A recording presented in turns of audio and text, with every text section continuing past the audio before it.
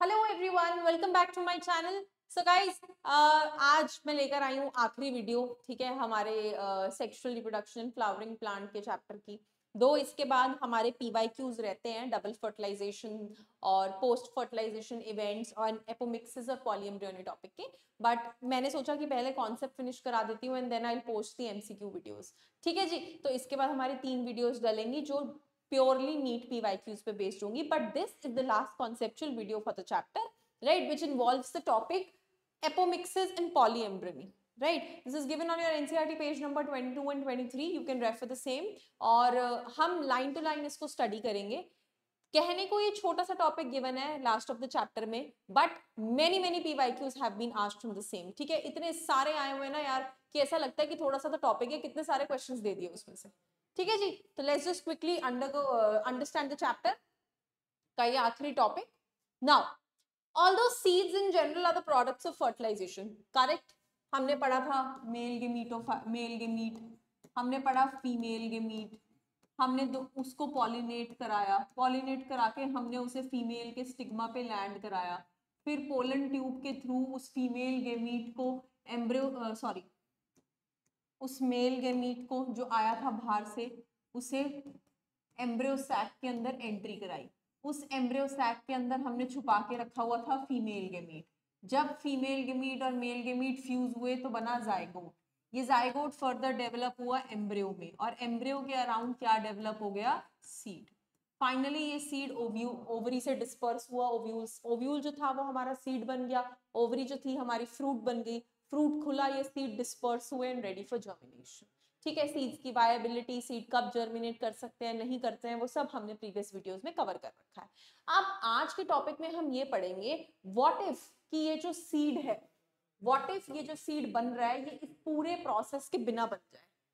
अगर ये फर्टिलाइजेशन ही ना हो, कोई मेल के मीट ना हो, कोई फीमेल के मीट ना हो, ठीक है, कोई फर्टिलाइजेशन का प्रोसेस ही नहीं हो रहा है और डायरेक्टली क्या बन जा रहा है? हमारा सीड बन रहा है। ऐसे कैसे पॉसिबल है? Let's study. Although seeds in general are the products of fertilization, we know that a few flowering plants such as some species of Asteraceae and grasses. कौन से इसके एग्जाम्पल्स प्लीज लिख लीजिए? Asteraceae and grasses, इनके कुछ examples हमें NCERT बता रही है। Have evolved a special mechanism to produce seeds without fertilization. हमने एक कॉन्सेप्ट किया था पिछली वीडियो में, दैट वाज पार्थिनोकार्पी। पार्थिनोकार्पी में हमने पढ़ा था कि फ्रूट्स बन रहे हैं विदाउट फर्टिलाइजेशन। ठीक है, बिना फर्टिलाइजेशन के फ्रूट बन रहा है, तो उस प्रोसेस को हमने पार्थिनोकार्पी बोला था। लेकिन यहाँ पे हम क्या बना रहे हैं? सीड बना रहे हैं without fertilization and we are calling it as apomixis, right. Apo का मतलब होता है विदाउट और मिक्सिस का वैसे मतलब होता है मैरिज। ठीक है, so without fertilization they are forming seeds. How is this possible? But this process is known as apomixis और अब पढ़ते हैं कि एपोमिक्सिस होता कैसे। नेक्स्ट, ये मैं ऑलरेडी बता चुकी हूँ आपको, फ्रूट प्रोडक्शन विदाउट फर्टिलाइजेशन हमने पिछली वीडियो में भी कवर किया था, पार्थिनोकार्पी, ये हम कर चुके हैं ऑलरेडी। ठीक है जी, इसमें सीड्स नहीं थे, so this was seedless, correct. Now, the apomixis is a form of asexual reproduction that mimics sexual reproduction. जब fertilization ही नहीं हो रही यार, zygote formation ही नहीं हो रहा, तो sexual reproduction तो हो ही नहीं रही है, करेक्ट। तो वो हो क्या रहा है? asexual reproduction हो रहा है, बट वो दिख कैसा रहा है? सेक्सुअल रिप्रोडक्शन की तरह, क्योंकि जो अल्टीमेट रिजल्ट है सीड, वो तो सेक्सुअल रिप्रोडक्शन का रिजल्ट था, राइट। लेकिन वो कह रहे हैं कि वो तो हुई ही नहीं। अगर वो नहीं हुई तो कौन सा अल्टरनेटिव फॉर्म बचा? एसेक्सुअल। लेकिन ये भी हमें नहीं समझ में आया कि हाउ इज दिस पॉसिबल कि सेक्सुअल रिप्रोडक्शन दिखाते दिखाते वो एसेक्सुअल कर गया, कैसे? Let's understand. There are several ways of developing such apomictic seeds. इन ऐसे सीड्स जो बिना फर्टिलाइजेशन के बन जाते हैं उन्हें एपोमिक्टिक सीड्स कह देते हैं। और कैसे बनते हैं आइए देखते हैं। In some species, the diploid egg cell is formed without reduction division.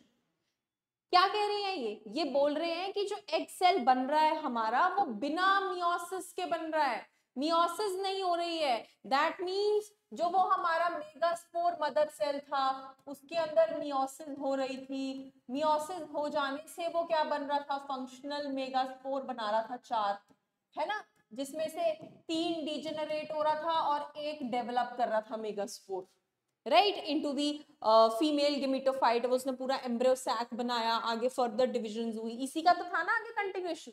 तो ये वाला स्टेप ही नहीं हो रहा, वो कह रहे हैं हम मियोसिस नहीं करा सकते। जो डिप्लॉयड एग सेल हमारा आगे बनेगा एम्ब्रियो सैक के अंदर, जो एग सेल हमारा बन रहा है उसमें कोई रिडक्शन डिवीजन नहीं हुई, और वो सीधा किस में डेवलप हो गया, एम्ब्रियो में, बिना फर्टिलाइजेशन के। कैसे, लेट्स सी, ये भी हमारे को नई बात लग रही है। अभी तक हमने 3 स्लाइड्स में जो जो लाइंस पढ़ी, ये हमें नई बात लग रही है, और हमें इसका कॉन्सेप्ट अब तक समझ में नहीं आया कि आखिर ये चीज हो कैसे गई। तो आइए देखते हैं। More often as in many citrus and mango varieties, example लिया उन्होंने citrus and mango, some of the new cellular cells surrounding the embryo sac start dividing। चलो आइए एक बार रिकैप पे चलते हैं। हमारा जो जब हम पढ़ रहे थे मेगास्पोर मदर सेल की फॉर्मेशन, तो याद करिए कि हमने पढ़ा था stigma, style, ovary, this was our female part, ये हमारा फीमेल पार्ट, ठीक है। ओवरी के अंदर हमारा था ओव्यूल, हमने पढ़ा था ओव्यूल के अंदर का स्ट्रक्चर, राइट। ओव्यूल के अंदर के स्ट्रक्चर में हमने पढ़ा था कि उसमें क्या क्या होता है, उसमें हाइलम है, फ्यूनिकल है, we were studying the attachments, right. हमने उसके इंटेगमेंट्स भी पढ़े, है ना। वहां पे हमने पढ़ा कि एक एंड जो होता है हमारा like this one is the chalazal end, this one is the micropylar end, ये हमने रीड किया था कि इसके 2 एंड्स बन जाते हैं, जो इंटेगमेंट्स है वो ऐसे कवरिंग बना लेते हैं, ठीक है। फिर हमने पढ़ा था कि इसी के सेंटर में बहुत सारे सेल्स होते हैं, बहुत सारे सेल्स होते हैं, जिन्हें क्या बोला जाता है, न्यू सेलर सेल्स। इनमें से जो हमारा एक सेल है, इस न्यूसेलर सेल्स में से एक सेल डिफरेंशिएट होता है, ठीक है, और वो क्या बना देता है, मेगास्पोर मदर सेल। बाकी सारे एज इट इज रहते हैं। ये हमने ओरिजिनल कॉन्सेप्ट पढ़ा था when we studied sexual reproduction, ठीक है। लेकिन एपोमिक्सिस के केस में वो ये बोल रहे हैं कि एम्ब्रियो सैक के अराउंड जो बाकी बचे न्यूसेलर सेल थे, वो भी डिवाइड करना शुरू कर गए, उन्होंने भी आगे फर्दर डिवीजन करनी शुरू कर दी, और वो घुस गए, प्रोट्रूड मतलब दे एंटर्ड, कहां घुस गए, in the embryo sac, embryo sac के अंदर, in the embryo sac they entered and developed into embryos. तो जिस एम्ब्रियो सैक में अब तक हमारा ऐसे करके डेवलपमेंट था, 3 एंटीबोडल सेल्स, सिनर्जिड्स, एग सेल, ये हमारा ओरिजिनल एम्ब्रियो सैक था। अब इसके अंदर एक एम्ब्रियो तो बचा ही नहीं ना। पहले तो क्या हो रहा था, मेल गेमीट यहाँ तक आ रहा था, ये दोनों एक दूसरे के साथ मिल रहे थे और ये बन रहा था हमारा एम्ब्रियो। लेकिन सिंस न्यू सेलर सेल्स भी इसके अंदर घुस गए, तो अब आपको जगह जगह क्या दिख रहा है, एम्ब्रियो। काफी सारे एम्ब्रियोज बन गए हैं, they have protruded and developed into embryos. ये तो एक नया कॉन्सेप्ट हो गया, हमने तो ऐसा पढ़ा ही नहीं था। लेकिन कुछ भी हो सकता है, ये लिविंग ऑर्गेनिजम्स हैं, इनके अंदर कुछ भी चेंजेस हो सकते हैं, right. Any of the changes can happen. हमारे अंदर भी तो कब सेल्स फर्दर डिफरेंशिएट करना शुरू हो जाए हमें नहीं पता लगता ना यार। You must have known people कि someone other has developed a disease called as cancer, हमें पता चलता है कि ऐसा हो गया है, बट कोई रीजन नहीं पता, all of a sudden develop हो गया। वो ऑल ऑफ अ सडन कैसे डेवलप हो जाता है, क्योंकि ब्रेन एक रॉन्ग सिग्नल जनरेट कर देती है। वो रॉन्ग सिग्नल जनरेट होने की वजह से cells triple 4 times 10x multiplication start कर देते हैं, जिसकी वजह से हमें काफी डिजीजेस का सामना करना पड़ता है। तो यार सिग्नल तो कोई भी आ सकता है, ठीक है ना, एनीथिंग कैन हैपन। सो ये सब अंदर इंक्लूड करते हैं, and they start develop into multiple embryos. In such species where one ovule is containing many embryos, occurrence of more than one embryo in a seed is referred to as the term polyembryony। तो जब हमने ये slide start करी है, ये video में हमने 2 headings डाली थी, एपोमिक्सिस एंड पॉलीएम्ब्रियोनी। एपोमिक्सिस हमने पढ़ा कि सीड्स बन रहे हैं बिना फर्टिलाइजेशन के, जो हमने अभी देखा कि कैसे डेवलप हो रहे हैं। लेकिन सीड बनने के लिए मल्टीपल एम्ब्रियोज भी तो बनने चाहिए ना। तो जो वो मल्टीपल एम्ब्रियोज बन रहे हैं न्यू सेलर सेल्स के प्रवेश करने से, that is known as the polyembryony. Okay, लेकिन यहाँ पे ट्विस्ट ये है कि कोई भी जो ये एम्ब्रियोज बन रहे हैं, इनमें फर्टिलाइजेशन नहीं हो रही। फर्टिलाइजेशन नहीं हो रही तो मतलब मियोसिस नहीं हो रही। ठीक है, then how are they developing. Now let's take some example. Take out some seeds of orange and squeeze them. Orange के कुछ seeds निकालो और उन्हें squeeze करो. Observe them. Many embryos of different sizes and shapes. Now also count. ये आप कर सकते हो यार. Orange तो एक ऐसा fruit है जो सर्दियों में काफी ज्यादा खाया जाता है, तो उसके अंदर से बड़े सारे बीज निकलते हैं ना. That is what they are saying. ठीक है जी, तो वो इसी का example है.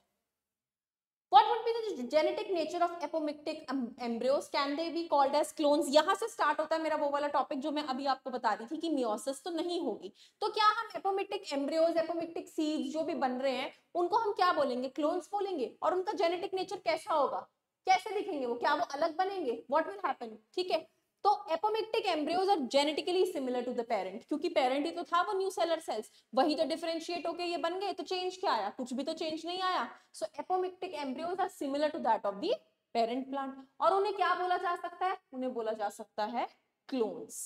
This is because they develop asexually from a diploid egg. Asexually बन रहे हैं ना यार, सेक्सुअल रिप्रोडक्शन तो हो ही नहीं रही है. ठीक है, in the embryo sac without fertilization. तो जो हमारा डिप्लॉयड स्ट्रक्चर था उसी की आगे मल्टीप्लिकेशन हुई जा रही है माइटोटिकली. ठीक है, no meiosis is happening, just mitosis is happening. बिना फर्टिलाइजेशन के आगे से आगे नंबर बढ़ा जा रहा है बस. Okay, so this is how these apomictic embryos develop, and that is why their genetical nature is exactly same as that of parents. तो इसीलिए हम इन्हें clones भी refer कर सकते हैं since they are developing asexually. Now you understood how they are doing asexual reproduction but mimicking sexual reproduction. क्योंकि जो हमारा product है वो sexual reproduction का बन रहा है, लेकिन हो क्या रही है? asexual. सिंपल माइटोसिस तो एसेक्सुअल में ही देखी जाती है. यहाँ पे कोई पेरेंट भी इन्वॉल्व नहीं हो रहा, कोई हम मेल की बात नहीं कर रहे, किसी फीमेल की बात नहीं कर रहे, कुछ भी डिस्कस नहीं कर रहे. नाउ इसी एपोमिक्सिस के कॉन्सेप्ट के ऊपर एक वेराइटी, एक मैं कहूंगी कि टेक्निक है जो हमारे फार्मर्स फॉलो करते हैं. ठीक है, दैट इज हाइब्रिड वेराइटीज. यार आजकल you must have heard different type of food items coming, लिखा आता है when you go and purchase hybrid tomato, hybrid potato. So वो क्या है ना, दे आर गुड क्वालिटी. जैसे दो प्लांट्स की अच्छी क्वालिटीज लेके मर्ज कर दिया और एक नया प्लांट बना दिया. I am sure in class 9th also एक चैप्टर होता है इंप्रूवमेंट इन क्रॉप प्रोडक्शन, जो आधे से ज्यादा जनता नहीं पढ़ती है जब 9th क्लास होती है, बट उसमें ये क्रॉप हाइब्रिडाइजेशन का टॉपिक आता है. ठीक है जी, so hybrid varieties of our food and vegetable crops are being extensively cultivated. Cultivation of hybrids are tremendously increase the productivity. क्योंकि यार ये जो हाइब्रिड्स है ना, ये इंप्रूव्ड वर्जन है किसी भी चीज का. हमने दो स्पीशीज ली, उनके गुड गुड कैरेक्टर लेके उनको मर्ज कर दिया, मर्ज करके जो हमारा नया प्रोडक्ट बना है उसे हम कह रहे हैं hybrid. So this hybrid is good, having multiple good characteristics of two species. ठीक है, लेकिन बात ये है इन हाइब्रिड्स के साथ एक प्रॉब्लम है. क्या प्रॉब्लम है? कि हाइब्रिड्स को हर साल प्रोड्यूस करना पड़ता है. ठीक है, why? If the seeds collected from hybrids are sown, तो plants and progeny will segregate and will not maintain the hybrid character. Let me explain you this paragraph. अब आपने क्या किया, दो प्लांट लिए, प्लांट 1, प्लांट 2. इसकी एक गुड कैरेक्टरिस्टिक ली, इसकी एक गुड कैरेक्टरिस्टिक ली. उन दोनों को आपने फ्यूज करा दिया. फ्यूज करा के आपने ये बना दी हाइब्रिड वैरायटी.